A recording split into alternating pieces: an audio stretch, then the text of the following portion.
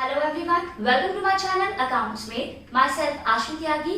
और हम लोग 12th कर रहे थे change in profit sharing ratio among existing partners. मैं इस चैप्टर में आपको ऑलरेडी बता चुकी हूँ कि गेनिंग रेशियो और सैक्रिफाइसिंग रेशियो किस तरीके से कैलकुलेट किया जाता है। विद दैट गुडविल का क्या ट्रीटमेंट है, चाहे वो ओल्ड गुडविल है चाहे वो न्यू गुडविल है, in case of change in profit sharing ratio. आज जो टॉपिक हम डिस्कस करने वाले हैं वो है accounting treatment for reserves and accumulated profits and losses. अगर आपको कोई रिजर्व्स दे रखे हैं, ऐसे प्रॉफिट्स जो आपने अभी तक डिस्ट्रीब्यूट नहीं कर रखे और जोड़ के रखे हुए हैं एज रिजर्व, अगर आपको वो गिवन है, आपको एक्यूमुलेटेड प्रॉफिट्स या लॉसेस गिवन है, तो अगर partners profit sharing ratio change करते हैं तो उस सिचुएशन में इन एक्यूमुलेटेड प्रॉफिट एंड लॉसेस का और रिजर्व्स का क्या ट्रीटमेंट है, आज ये सीखने वाले हैं हम इन change in profit sharing ratio. Change in profit sharing ratio में मैं आपको रिवैल्यूएशन अकाउंट बनाना भी बता चुकी हूँ, तो अगर आपने अभी तक वो प्रीवियस 3 वीडियोस नहीं देखी है तो आप उन्हें भी देख लीजिए, ताकि change in profit sharing ratio तरीके से आपको समझ में आ जाए और आप 6 to 8 मार्क्स के क्वेश्चन हो चाहे 3 to 4 मार्क्स का क्वेश्चन हो, आप रेडी हो उनको अटेम्प्ट करने के लिए। तो स्टार्ट करते हैं।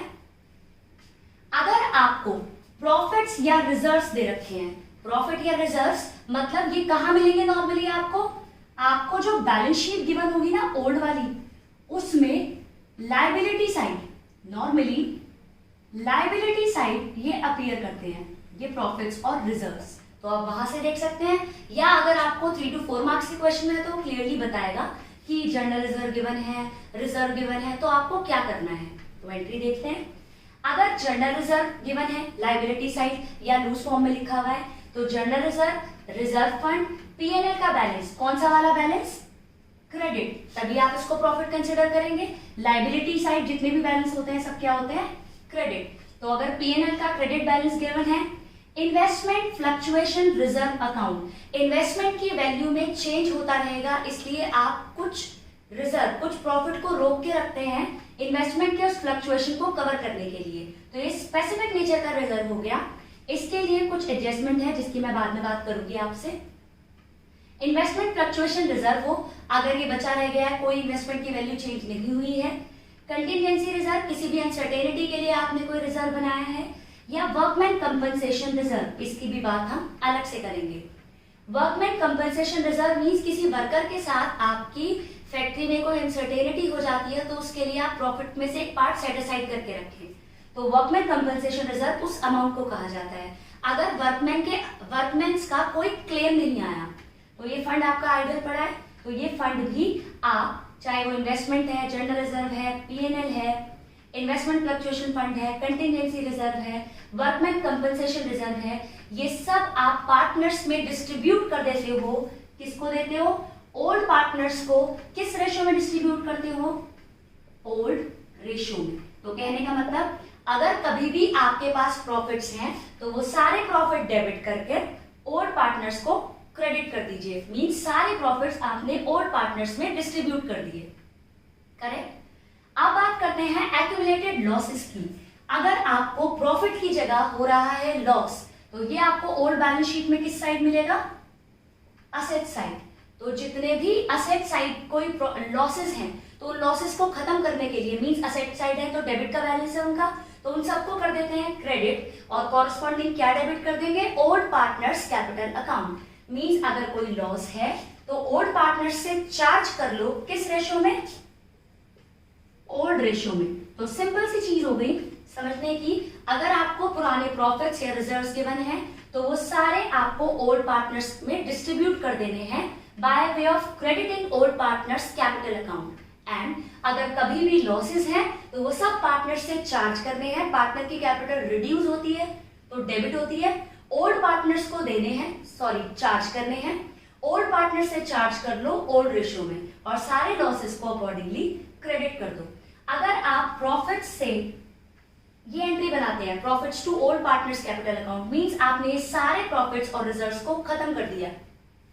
न्यू बैलेंस शीट में आप इन्हें नहीं लिख सकते हैं, क्योंकि सारे जो क्रेडिट के बैलेंस थे आपने डेबिट लिख दिए और ओल्ड पार्टनर्स को दे दिए, तो ये खत्म, अब ये न्यू बैलेंस शीट में नहीं आएंगे। अगर आपने लॉसेस से ये एंट्री बनाई है कि सारे लॉसेस को अकॉर्डिंगली जिनके डेबिट के बैलेंस थे उन्हें क्रेडिट कर ओल्ड पार्टनर से चार्ज कर लिए, तो ये भी न्यू बैलेंस शीट में अब आपके नहीं लिखे जाएंगे।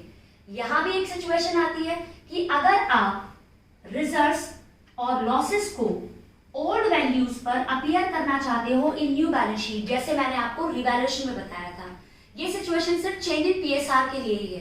प्रॉफिट शेयरिंग रेशियो अगर चेंज होता है तो वहां ये इस तरीके की कंडीशंस रख देते हैं।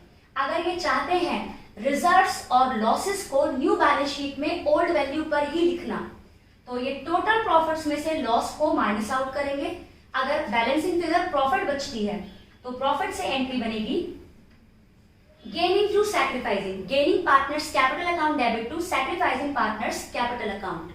और अगर लॉस बैलेंसिंग फिगर रहता है, प्रॉफिट थे 10,000 और लॉसेस हम ले रहे हैं 12,000, तो लॉस बैठा 2,000, तो लॉस से एंट्री बनेगी opposite sacrificing to gaining partners capital account. I hope आपको समझ में आ गया। और अगर आपके टोटल प्रॉफिट्स हैं 10,000 और टोटल लॉसेस हैं 8,000, तो डिफरेंस 2,000 का प्रॉफिट, और आपको अगर वो डिस्ट्रीब्यूट नहीं करने या चार्ज नहीं करने, मतलब उन्हें ओल्ड वैल्यूज पर ही अपीयर कराना है न्यू बैलेंस शीट में, तो प्रॉफिट से एंट्री क्या हुई गेनिंग टू सैक्रिफाइसिंग पार्टनर्स। अब होपफुली आपको ये दोनों सिचुएशन समझ में आ गई। अगर आपको कुछ नहीं बोल रखा तो आप प्रॉफिट्स को या रिजर्व्स को पार्टनर्स में डिस्ट्रीब्यूट कर दोगे और लॉसेस पार्टनर से चार्ज कर लोगे। किनसे?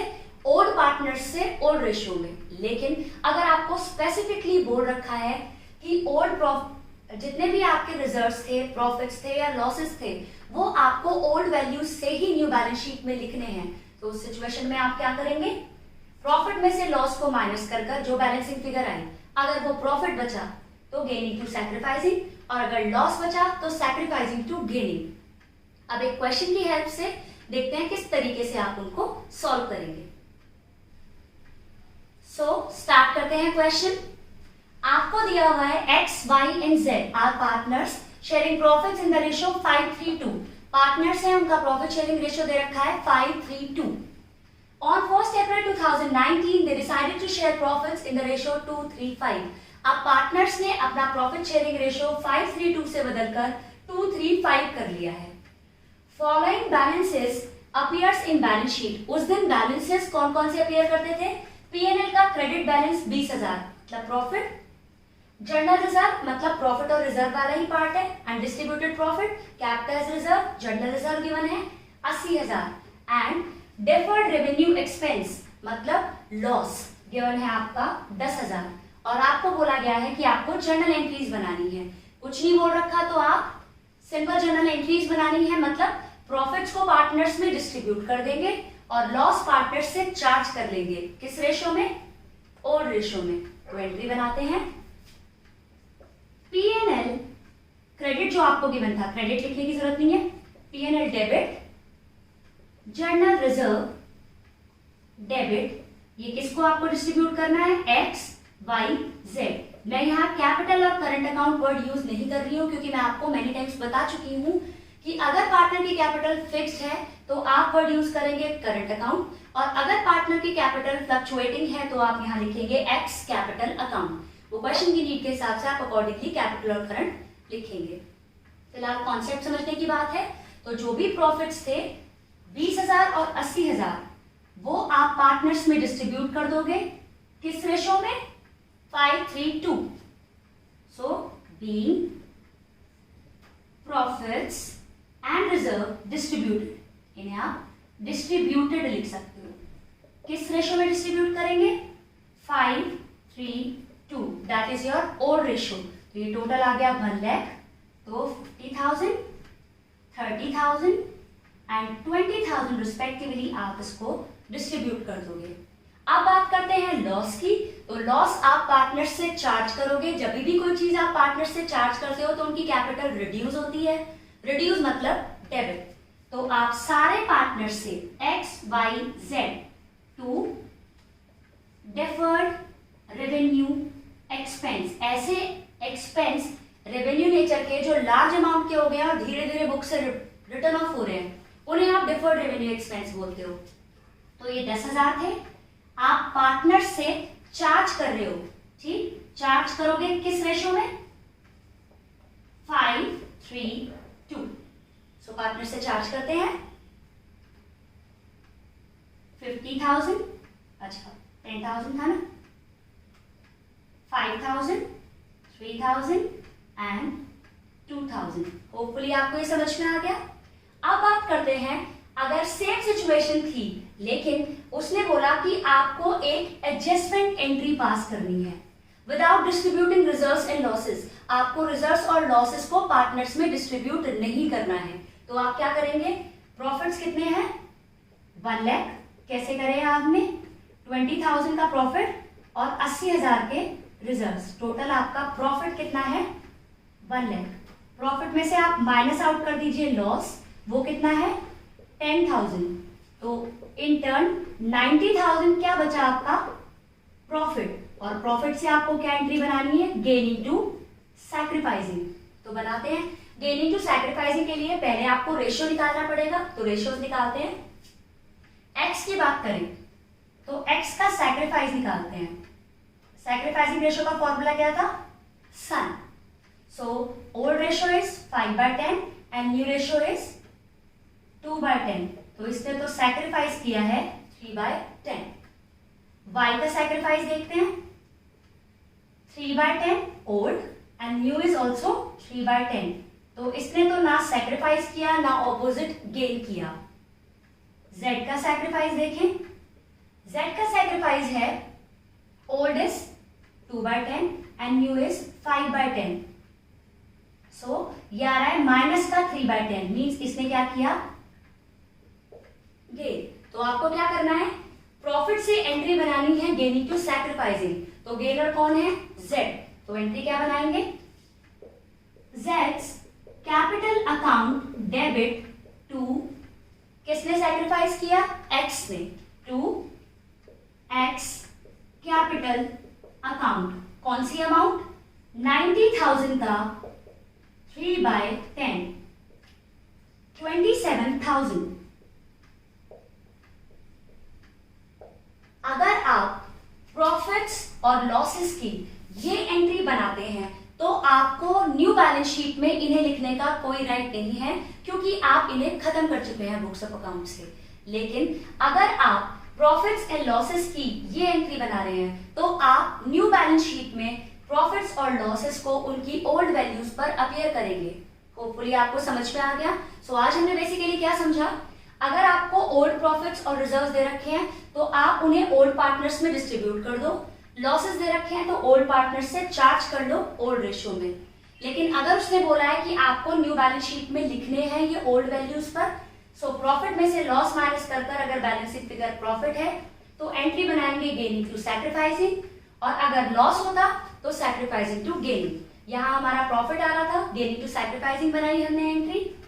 Z ने गेन किया था, X ने सैक्रिफाइस, सो Z से लेकर X को दे दिया कितना अमाउंट? 90,000 का 3/10, जो अकॉर्डिंगली इन लोगों ने गेन और सैक्रिफाइस किया है 27,000। आई होप आपको ये समझ में आया है। अगर आपको मेरी वीडियोस अच्छी लगती है तो इन्हें लाइक कीजिए, शेयर कीजिए, and what are you waiting for? Subscribe my channel.